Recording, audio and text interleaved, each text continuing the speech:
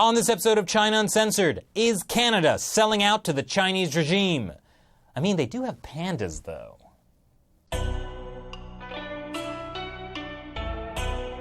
Hi, welcome to China Uncensored. I'm your host, Chris Chappell. Today, I want to talk to you about something very important. Canada. Don't laugh. Because after the November elections, half of the United States will be moving there. Which half we'll just have to wait and see. But while Americans are contemplating moving to Canada in droves, it may be too late to get a spot. That's because Chinese are already moving to Canada in droves, including a number of corrupt Chinese officials. So on Saturday, Chinese Premier Li Keqiang wrapped up a historic 3-day visit to Canada. That's after Canadian Prime Minister Justin Trudeau traveled to China earlier this month. Li wrote, "I am delighted to be coming today to Canada, the beautiful land of maples." That's it. That's the best he could come up with. It's like he just looked at the flag and was like, oh, okay, maples. What about the beautiful land of poutine and Tim Hortons, where babies are born with ice skates on and handsome Mounties wander the frozen tundra with white wolves at their feet? Boom. Nailed it. Anyway, for years, the Chinese regime has been working hard to get closer ties to America's less violent northern doppelganger. It's been seeking a free trade deal and relaxed investment rules. And importantly, China has been seeking an extradition treaty that would allow Beijing to nab those corrupt officials and send them back to China. But you see, there's a couple of problems with that. Look, no one likes corrupt officials.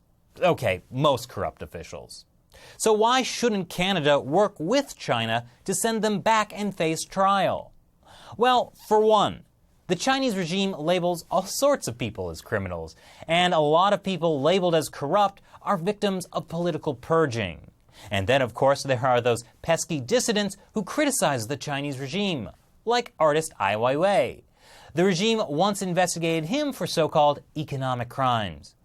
And for two, the Chinese regime kills people for corruption.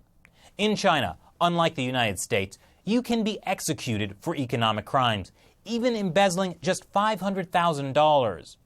And China's state-controlled courts don't exactly give people a fair trial. Canada, on the other hand, has generally been a world leader in human rights. The Chinese Communist Party's liberal use of the death penalty and the liberal use of trumping up charges for political purposes are two reasons why Canada has resisted ever signing an extradition treaty with them. But the Chinese regime has a way of getting what it wants. This is Canadian citizen Kevin Garrett. He just spent 2 years in a Chinese prison. This was after living in China for 30.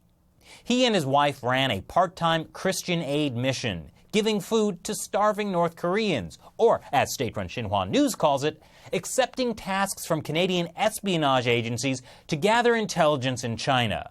Same difference. That's why Chinese authorities arrested Garrett and his wife in 2014. She was released on bail, but he was charged in January with spying and stealing state secrets. He was convicted earlier this month, then deported back to Canada a week after Prime Minister Justin Trudeau visited China. I wonder what happened. I mean, the Canadian government said they made no concessions, especially not over free trade, long-standing disputes, or that extradition treaty. It's just a coincidence that shortly after that, China and Canada are exploring free trade, solving long-standing disputes, and reconsidering that extradition treaty. But what if Canada's cave-in to China started much earlier, on a very black and white issue? That's Prime Minister Justin Trudeau with 2 Canadian-born panda cubs. Look at his face. Who could resist those 2 little snuggle muffins? Of course, every panda in the world is technically just on loan from China, even the ones born overseas. So wouldn't it be a shame if they had to go back to China? Who wouldn't sign an extradition treaty to keep holding those armfuls of fluffy softness? Okay, I'm joking about China threatening to repatriate the pandas, but Chinese authorities giving countries pandas to soften China's political image is a real thing. It's literally called panda diplomacy. So back to the extradition treaty. I actually think it's not that big of a deal. Why? Because undercover Chinese security agents have already been going into Canada and strong-arming Chinese immigrants to return anyway. But hey, wouldn't a treaty eliminate that? Maybe allow the Canadian government to have a bit more say? Well, the U.S. government doesn't have an extradition treaty with China either, for much the same concerns over human rights. But last April, the Obama administration did agree to something similar. How'd that go? A Reuters investigation found the Chinese regime wasn't really even bothering to fill out the necessary deportation paperwork when they were nabbing tens of thousands of Chinese immigrants. So who can you blame for this sorry state of affairs? Blame Canada! Blame Canada! They're not even a real country anyway. No! Blame the Chinese Communist Party. It's the regime that murders its own citizens for their organs. They should be viewed as an international pariah like North Korea. But because they know how to hit just the right balance of panda giving and citizen kidnapping, while also being the world's leading manufacturer of cheap stuff, other countries just can't seem to get enough of them.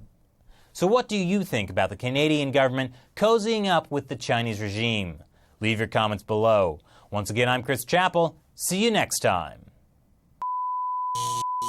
Something you might not know about me. I have a master's degree in classical music composition from New York University. It was only later I decided to give up such a stable career path and follow my dream of undermining social harmony in China. But this weekend, I get to put those old skills to use. I'll be hosting NTD's 2016 International Piano Competition, and I want you to watch. It will be live streamed on piano.ntdtv.com this Saturday and Sunday, October 1st and 2nd. And who knows, maybe I can convince some of the contestants to get a real job. piano.ntdtv.com.